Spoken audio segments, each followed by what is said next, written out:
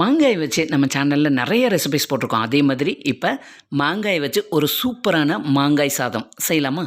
வாங்க. இப்போ நான் ஒரு பச்சை மாங்காய் எடுத்துகிட்டு தோலை நல்லா இது மாதிரி பீல் பண்ணி எடுத்துருங்க.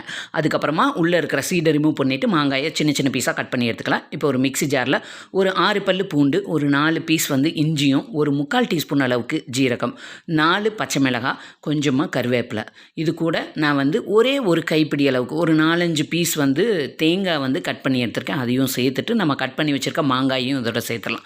சேர்த்துட்டு இதை ஒரு 80 to 90% பல்ஸ் பண்ணி, தண்ணி சேர்த்தாமல் பல்ஸ் பண்ணி எடுத்துக்கலாம். இப்போ ஒரு கடாயில் கொஞ்சமாக குக்கிங் ஆயில் எடுத்துகிட்டு இது கூட கடுகு உளுந்து 1 டீஸ்பூன், 1/2 டீஸ்பூன் அளவுக்கு ஜீரகம், கடலைப்பருப்பு 2 டீஸ்பூன் அளவுக்கு இதோட ஆட் பண்ணிக்கிறேன். இதெல்லாம் வதங்கினதுக்கப்புறமா ஒரு 3 டேபிள் ஸ்பூன் அளவுக்கு நிலக்கடலை இதையும் சேர்த்துட்டு நிலக்கடலை நல்லா வறுபடட்டும். அதுக்கப்புறமா இது கூட ஒரு 2 பச்சை மிளகாயும் கொஞ்சமாக கருவேப்பிலையும் இதோட சேர்த்துடலாம். தென் இது கூட ஒரு 2 வரமிளகாயும் இதோட சேர்த்துட்டு இது நல்லா வதங்கட்டும். வதங்கினதுக்கப்புறமா நான் 2 பெரிய வெங்காயம் சாப் பண்ணி எடுத்து வச்சுக்கேன். அதையும் சேர்த்துட்டு தேவையான உப்பு சேர்த்துட்டு வெங்காயம் ஒரு 50% நல்லா வேகணும். அதுக்கப்புறமா ஒரு 1/4 டீஸ்பூன் மஞ்சள் தூள் சேர்த்து இது எல்லாத்தையும் நல்லா வதக்கி விட்டு வெங்காயம் பாதி அளவு வதங்கினதுக்கப்புறமா நம்ம பல்ஸ் பண்ணி எடுத்து வச்சுருக்கோம் இல்லையா மாங்காய் தேங்காய், அதையை இதோட ஆட் பண்ணிவிட்டு அது ஒரு 2 நிமிஷம் நல்லா வதக்கி விட்டுடலாம். அதோட பச்சை வாசனை போகிற வரைக்கும் நல்லா வதக்கி விட்டுட்டு ஒரு கைப்பிடி அளவுக்கு மல்லி இலையும் இதோட சேர்த்துட்டு 1 நிமிஷம் நல்லா மிக்ஸ் பண்ணி விட்டுட்டு நம்ம வேக வச்சு ஆற வச்ச சாதத்தை